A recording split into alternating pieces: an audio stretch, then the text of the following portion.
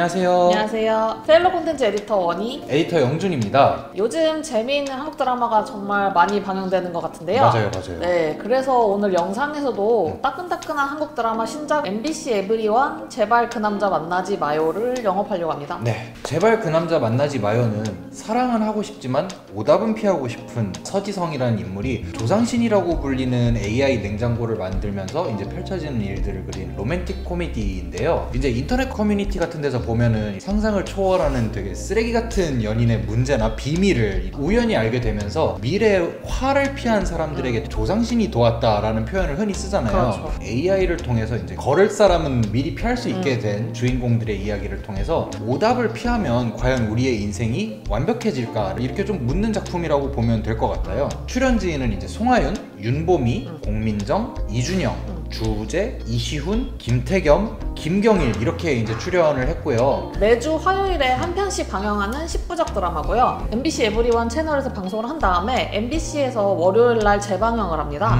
시청률은 본방 기준으로는 지금 0.2에서 0.3%. 네, 아무래도 케이블 네, 쪽이다 그렇죠. 보니까. 케이블이니까. 그리고 이제 MBC에서 하는 재방은 1회 평균 1.2에서 1.3% 시청률이 나오고 있어요.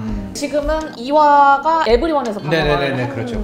상태죠. 네네네. 네. 시청률은 좀 낮지만 되게 재밌게 봐서 같이 봤으면 하는 마음에 저희가 영업을 해보려고 합니다. 네, 우선 이 드라마에서 중요한 역할을 할 이제 AI 조상신을 간단히 네. 소개를 해드리자면요. 전자회사 개발팀 과장 이제 서지성이 인물의 기본 데이터를 넣으면 이렇게 메뉴를 추천해주는 그런 알고리즘을 만들려고 했는데 원하는 대로 좀 안 돌아갔죠. 그쵸. 네, 되게 우연한 기회로 이렇게 인물의 과거와 현재 인적사항, 카드 기록, 인터넷, SNS 사용 기록 등 이렇게 모든 신상을 추적해서 인간을 감별하는 AI가 탄생을 하게 돼요. 네. 이러한 AI를 이제 소재로 한 이 드라마의 영업 포인트는 과연 무엇일까요? 네, 일단 첫 번째는 정말 실제로 그 다양한 SNS를 좀 접해야 알 수 있는 그런 요소들을 구현을 되게 잘했어요.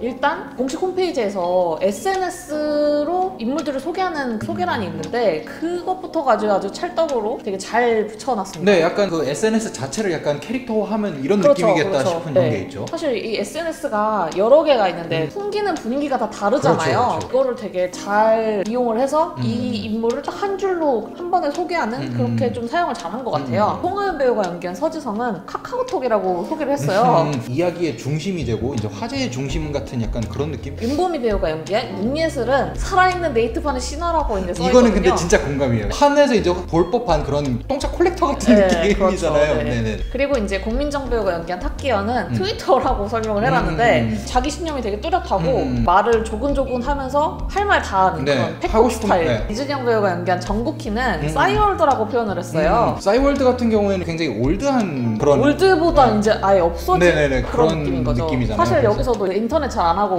아예 SNS 같은 건 아예 안 하잖아요. 그런 걸 좀 잘 표현한 것 같고 그리고 이제 이시훈 배우가 연기한 방정환 이 캐릭터는 페이스북이라고 이제 설명을 해놨어요. 네, 약간 허세 베이스에다가 이제 페북이 요즘 같은 경우에 조금 뭐라고 해야 되죠? 여러 가지 요소들에서 좀 감수성이 부족하다고 해야 될까요? 주우재 배우가 연기한 한유진은 인스타그램이라고 나와요. 근데 네. 이 역할은 이제 예고편에서만 등장하고 제대로 등장하진 않았거든요. 자기 과시형 이런 느낌이지 않을까 지금 예상이 돼요. 이제 소개글만 봐도 김경일 배우가 연기한 감오중이라는 캐릭터는 틴더라고 소개를 하는데 외로운가 봐요. 네, 여자만 보면 되게 슈퍼를 던지는 네, 약간 그렇죠. 이런 캐릭터고 이제 김태겸 배우가 연기한 감상식이라는 캐릭터는 오래된 블로그라고 써져 있어요. 블로그 하면 이제 가장 먼저 드는 생각이 그 라인 이모티콘 이런 거라든지 막 알려줄 것처럼 막 네. 이렇게 얘기하다가 안 알려주는 네. 약간 그런 스타일인가요? 그리고 이제 여기서 되게 반가운 얼굴 나오는데 강말금 배우가 등장하거든요. 여기서 텔레그램이라고 이제 소개를 해놨어요. 첫 등장이 되게 과묵하고 네. 비밀스럽고 네. 베일에 감춰진 네. 그런 스타일로 나오거든요. 굉장히 보안 철저한 네. 느낌? 네. 정말 SNS 그 하나하나 가져가서 특징을 굉장히 잘 살린 것 같아요. 잘 살렸어요. 그리고 이제 주인공들이 이렇게 연애 관련해서 좀 고민 상담글을 주고받는 커뮤니티 같은 거를 많이 하는 게 나오거든요. 판 같은 느낌도 들고 그런 커뮤니티의 화면이나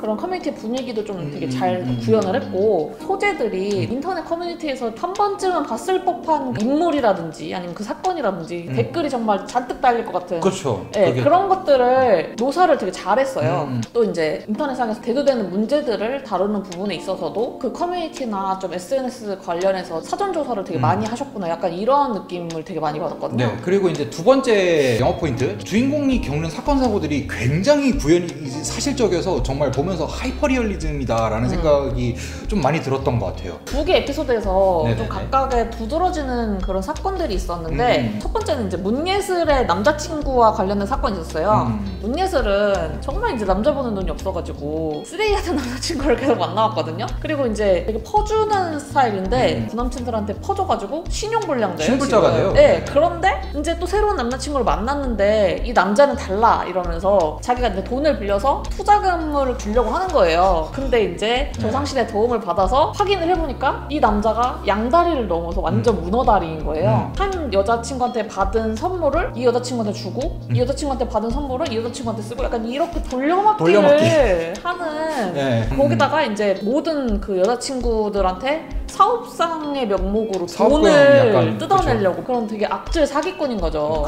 또 하나는 서지선과 그 남자친구 방정환 사건이 있는데 곧 결혼할 사이예요. 그렇죠. 근데 이제 방정환이 그동안에 서지선한테 이거 네가 원하던 거 아니었어, 나 그래서 그렇게 했는데 약간 이러면서 좀 가스라이팅이라고 하죠. 그거를 살살 그동안 계속 해왔어요. 그런데 조상신의 도움을 받아서 이 남자친구의 SNS 기록, 뭐 메신저 기록, 블랙박스 내역 이런 게 쫙 뜹니다. 뜨는데 앞에서는 이제 여자친구를 굉장히 위하는 척하고 막 사랑하는 척 했는데 혼자 차에 가서는 여자친구를 욕을 막 한다든지. 맞아요, 막. 그런 거는 이제 약과고, 친구들 카톡방이 있는데 오래 사귄 여자친구랑 의리에다가 뭐 이 여자친구의 몸을 보고 결혼하는 거다 이런 식으로 막 친구들이랑 막 얘기를 해요. 그러니까 성희롱인 거죠. 그렇죠, 그렇죠. 거기다가 뭐 여자친구의 안전을 위해서 여자친구 집에 CCTV 설치를 했는데 그거를 캡처를 해가지고 여자친구가 속옷만 입고 있는 사진을 그 카톡방에 공유를 해가지고 몸평이라고 하죠. 그걸 막 하면서 또 성희롱을 하는 거예요. 그러니까 이거는 사실 가벼운 수준이 아니고 약간 성범죄죠. 그렇죠. 네. 그 방정환의 어머니도 서지성이 이제 다 얘기를 해갖고 이제 알게 되는데, 아들이 한 짓을 듣고 이제 막 화를 내길래 그래도 이제 부모님은 좀 정상적인 분이시구나라고 생각을 했는데, 되게 심각한 범죄인데 이걸 실수라고 은근슬쩍 포장하는 것부터 해갖고 그쵸. 이거를 이제 되게 심각하게 받아들이는 서지성이 마치 되게 유난을 떨고 그쵸, 막 그쵸. 너도 그런 거 막 알면서 냅뒀으니까 니도 잘한 거 없지 않냐, 막 그런 식으로 얘기를 해갖고 이제 피해자한테 2차 가해를 하잖아요. 이게 뭐 남자 여자를 떠나서 막 뒷목 확 올라오고 뭐 여자가 돼가지고 남자가 돼가지고 막 그런 식으로 얘기를 하잖아요. 진짜 딱 보면 딱 되세요. 진짜 진짜 제일 싫어하는 말 중에 하나인데, 딱 듣는 순간 이제 저도 스위치가 켜진다고. 그쵸, 해야 되나? 열이 받는 거죠. 네. 온갖 고상한 척, 배운 척 막 이렇게 하다가 불리해지니까 치졸하게 이제 서지성 가정이 이제 이혼 가정이라는 걸 그렇죠. 이제 약점을 잡아갖고 막 붙잡고 늘어져요. 이것도 보면서 진짜 화딱지가 막 나는데, 이런 인간들이 실존한다는 게 좀 더 이렇게 사람 마음을 이용해서 되게 사기범죄급으로 다른 사람들 등쳐먹는 이런 사람들이라든지, 아니면 일명 결시친이라고 하죠. 이제 결혼 시집 친정 게시판이 있는데 판에, 그런 게시판에 글을 올렸을 때 댓글이 폭발할 것만 같은 그런 사연들.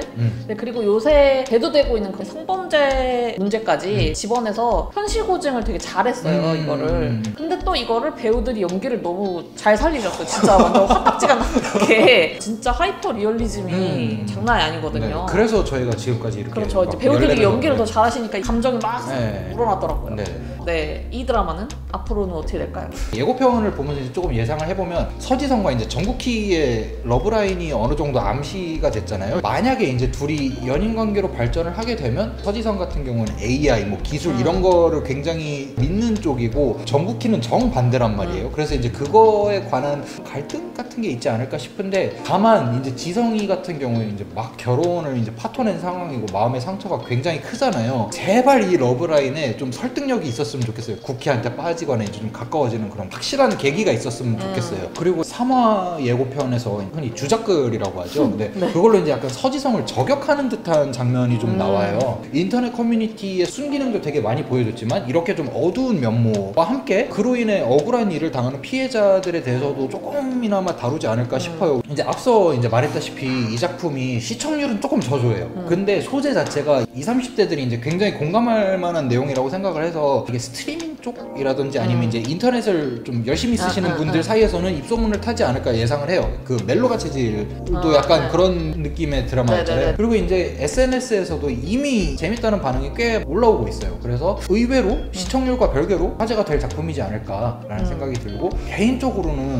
시즌제로 나와도 좀 재밌을 것 같기도 해요. 왜냐면 똥차의 이제 그런 행동들이 네. 시대별로 이제 그게 좀 아. 달라지기 때문에 이제 다양한 유형의 똥차들을 보여주려면 시즌제로 나와도 괜찮을 것 같고, 보면 확실히 여름 봤는데 필요한 그런 드라마라고 생각은 되거든요. 네. 그래서 같이 봐줬으면 좋겠어요. 네. 저희가 준비한 영상은 오늘 여기까지고요. 네. 네, 다음 주에도 더 좋은 영상으로 찾아오도록 하겠습니다. 네. 안녕. 안녕.